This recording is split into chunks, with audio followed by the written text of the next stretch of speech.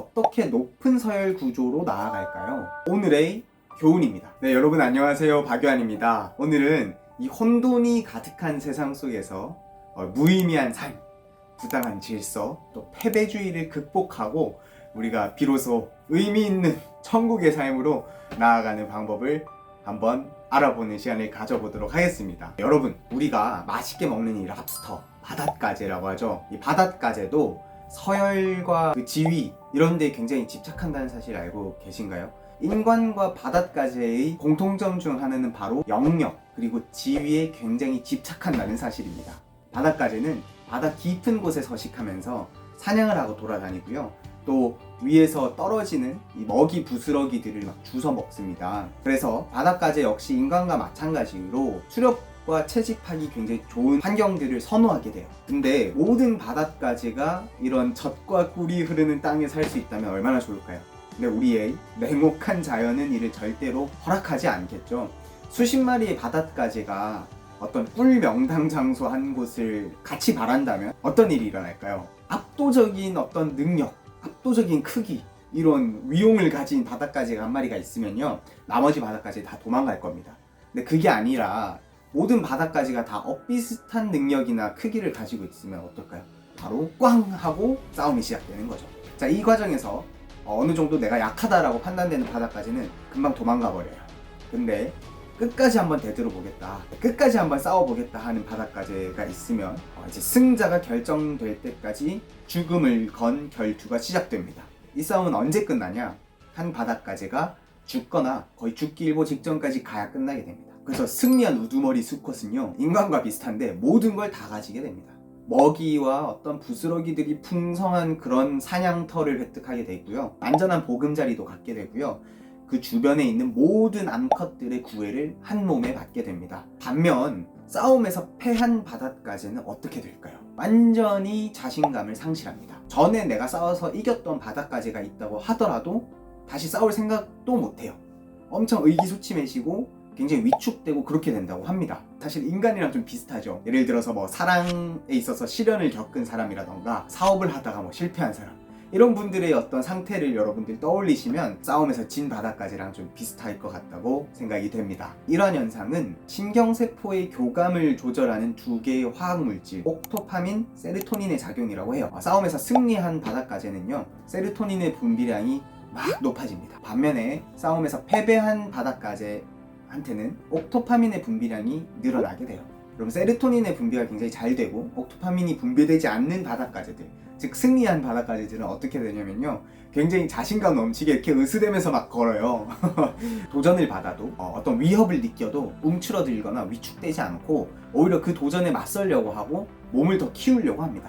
실제로 세로토닌은 몸의 신체 부속기관들을 굉장히 유연하게 만들어서 바닷가재를 커 보이게 하는 그런 효과도 가져온다고 해요. 근데 반대로 세로토닌 수치가 낮고 옥토파민의 분비량이 더 많은 바닷가재들은 어떻게 되냐? 위축되고 자신감도 잃어버리고 이렇게 됩니다. 재밌는 거는 뭐냐면 프로작이라는 그 우울증 환자한테 처방된 약물을 작용을 시켜보면은 그 세로토닌이 분비된 것과 같은 다시 몸을 좀 펴고 자신감을 얻고 그런 모습들을 보인다고 해요. 인간과 바닷가재 사이에 생물학적 연관성이 존재한다는 겁니다. 바닷가재 입장에서는 이 인간이라고 하는 종은요, 3억 5천만 년 중에 30만 년, 얼마 안 됐어요. 이거는 문화적 산실도 아니고 어떤 사회적인 산실도 아니고 생물학적인 뇌에 프로그래밍 되어 있는 아주 원초적인 부분이라는 거예요.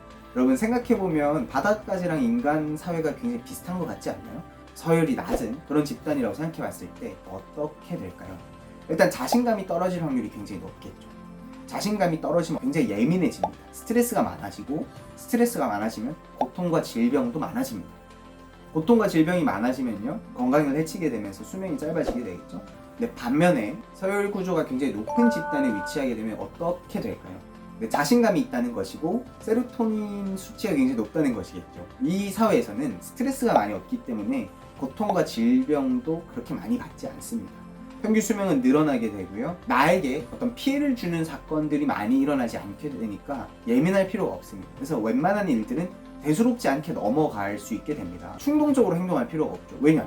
장기적인 관점에서 생각할 수 있습니다. 또 내가 장기적인 관점에서 안정적으로 생각하게 된다면 굉장히 사람들은 나를 신뢰하게 되고 신뢰하는 어떤 사회가 형성되게 됩니다. 이처럼 바닷가재랑 인간 사회 간에도 굉장히 유사점이 있다는 거, 이게 우리의 어떤 문화적인 산물이 아니라 두뇌 구조, 굉장히 원시적인 부분이라는 것을 한번 알아봤어요. 그렇다면 우린 어떻게 높은 서열 구조로 나아갈까요? 서열 구조가 높은 사람인 것처럼 행동하셔야 된다는 겁니다. 단순히 어깨를 이렇게 펴시고요, 당당하게 걷는 것만으로도 긍정적 순환고리를 시작할 수 있습니다. 우리 뇌랑 우리 신체는 복잡계이기 때문에 우리의 행동이 사실 감정을 결정하기도 하고 우리의 행동이 감정을 증폭시키기도 합니다.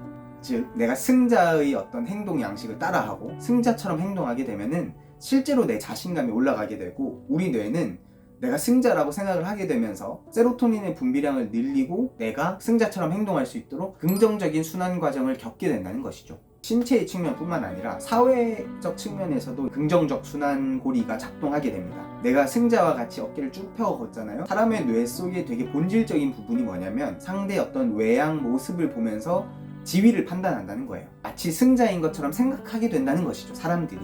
자, 내가 그런 대우를 받으면 어떻게 될까요? 내가 진짜 승자라고 생각하게 되겠죠? 다시 세로토닌 분비가 촉진되고 내가 다시 더 어깨를 펴고 당당하게 걸을 수 있도록 자세가 또 나오고 긍정적인 순환고리가 계속 반복된다는 것이죠.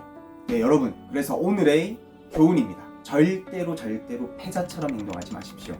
어깨를 위축시킨다든지 소심하게 걷는다든지 절대로 그러시면 안 됩니다.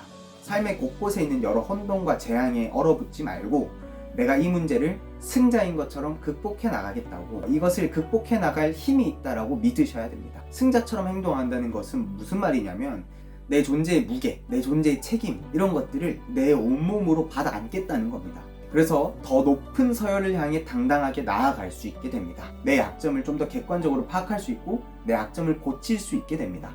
허리를 쭉 펴고요, 정면을 보기 시작하면은 주위 사람들의 나에 대한 시선, 태도, 이런 것들도 바뀌게 됩니다. 그렇게 되면 더 긍정적인 에너지를 받아서요, 새로운 만남들을 두려워하지 않게 됩니다. 그러면 좋은 사람들이 옆에 있게 되면 어떻게 될까요? 긍정적인 순환고리 발생하게 되면서 여러분들의 자신감이 굉장히 높아지게 됩니다. 오늘 한 얘기는요, 우리 어깨 펴고 당당해지자, 우리 승자처럼 행동하자 라는 내용이었습니다.